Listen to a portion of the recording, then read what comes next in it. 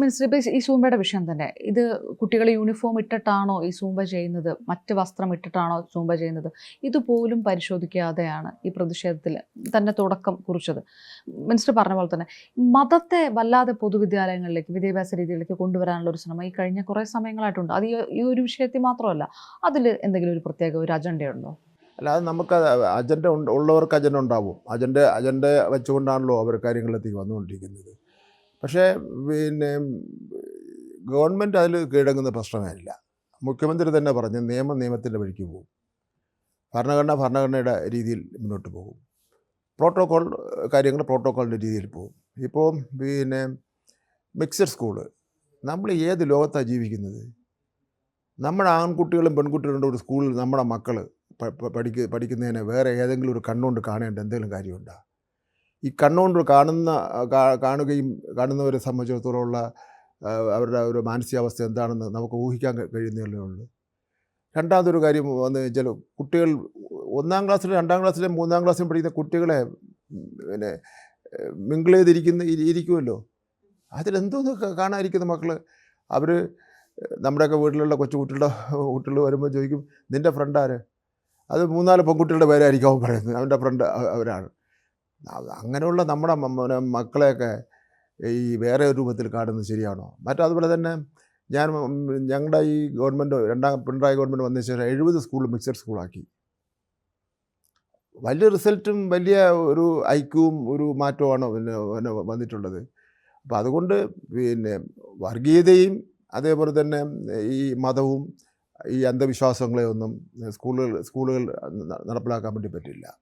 പല സ്കൂളുകളിലും അന്ധവിശ്വാസത്തിൽ അടിസ്ഥാനമായിട്ടുള്ള പിന്നെ കാര്യങ്ങൾ നടക്കുന്നുണ്ട്. ഉദാഹരണം ഞാൻ പറയുമ്പോൾ, കേരളത്തിലെ 47 ലക്ഷം കുട്ടികളുണ്ട്. കുറച്ച് വ്യത്യാസം വരുമായിരിക്കും അത്. അല്ലേ, പല സ്ഥലങ്ങളിലും ഈശ്വര പ്രാർത്ഥന നടത്തുന്നുണ്ട്. ആ ഈശ്വര പ്രാർത്ഥനകൾ അത് അങ്ങനെ വേണമെന്ന് സംബന്ധിച്ചിടത്തോളം പരിശോധിക്കേണ്ട സമയം കഴിഞ്ഞിരിക്കുകയാണ്. ഞാനത് ആദ്യമായിട്ട് പറയുക.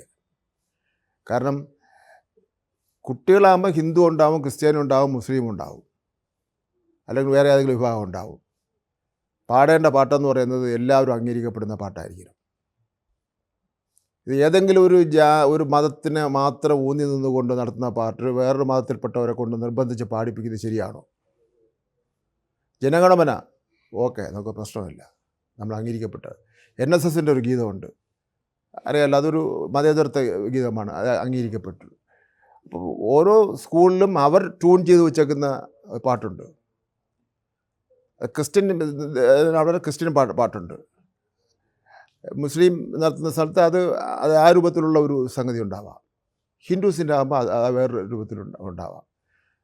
അത് നമുക്ക് പിന്നെ അങ്ങനെ ഇഷ്ടമില്ലാത്ത ഒരു പാട്ടോ ഇഷ്ടമില്ലാത്ത ഒരു ചിന്തയോ അടിച്ചേൽപ്പിക്കാനുള്ള അധികാരം നമുക്ക് ആർക്കുമില്ല. ഇനി സെക്യുലർ ആയിട്ടുള്ളതായിരിക്കണം ഈ പ്രാർത്ഥനകൾ എന്നാണ് ഞാൻ കാണുന്നത്. ഇപ്പോൾ കേരളത്തിലാകെ നമുക്ക് അങ്ങനെ ഒരു ഇത് പ്രശ്നം വെച്ചാൽ, ഈ കുട്ടികൾക്ക് 1-ാം ക്ലാസ് ചേർന്ന കുട്ടി 1-ാം ക്ലാസ് മുതൽ പറഞ്ഞ് പഠിച്ച് അവൻ 10-ാം ക്ലാസ്സിൽ വരുമ്പോൾ ഇതാണല്ലോ അവൻ്റെ മനസ്സിൽ കിടക്കുന്നത്.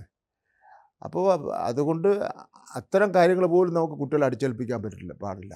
കുട്ടികളുടെ സ്വതന്ത്രമായ ചിന്ത, അത്തരം കാര്യങ്ങൾക്ക് നമുക്ക് മുൻതൂക്കം കൊടുക്കേണ്ടതായിട്ടുണ്ട്. നമ്മൾ ഒരു രീതിയിലുള്ള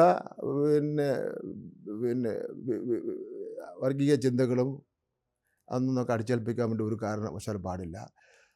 ഇപ്പോൾ ഇതാണ്. അപ്പം കഴിഞ്ഞ ദിവസം ഒരു കൂട്ടർ അടുത്ത് വന്നിട്ട്, ഞാൻ 1-2 സ്ഥലത്ത് പ്രസംഗിച്ചു, ശനിയാഴ്ച ദിവസം പരീക്ഷ എഴുതാൻ പറ്റില്ല, പേപ്പറും പേനയും ശനിയാഴ്ച ഞങ്ങൾ തൊടില്ല, അതോടെ മാറ്റി വയ്ക്കണം. ഞാൻ പറയും, നിങ്ങൾ ആ ദിവസം അങ്ങ് മാറ്റിക്കൊണ്ടാൽ മതി, പരീക്ഷ മാറ്റുന്ന പ്രശ്നമൊന്നുമില്ല.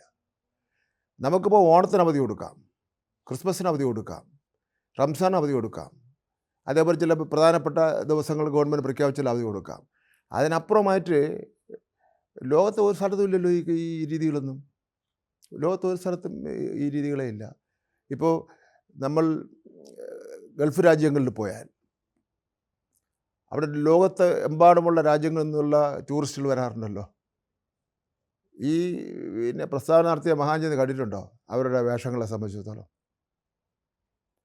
അപ്പോൾ ഇത് ഒരു വളരെ നന്നായി പോകുന്ന, ഇന്നിപ്പോൾ ദേശീയ അടിസ്ഥാനത്തിൽ തന്നെ 2-ാം സ്ഥാനമോ 1-ാം സ്ഥാനമോ വന്നിരിക്കുകയാണ് നമ്മൾ പെർഫോമൻസിൽ.